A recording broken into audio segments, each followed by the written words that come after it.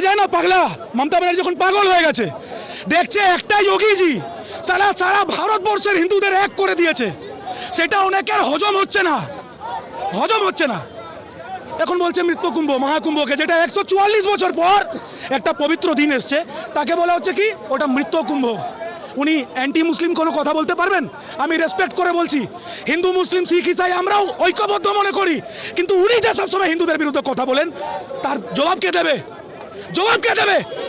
আমাদেরকে প্রশ্ন করা হয় তোমরা হিন্দু মুসলিম কেন করো? আমরা যদি হিন্দুর পক্ষে কথা বললেই আমরা মুসলিম বিরোধী নয়? আমার পাড়া হচ্ছে রাজাবাজার, যেখানে আমার জন্ম হয়েছে, একাধিক মুসলিম বন্ধু আছে আমাদের, তারাও কিন্তু এই মমতা ব্যানার্জিকে নিয়ে পাগল হয়ে গেছে।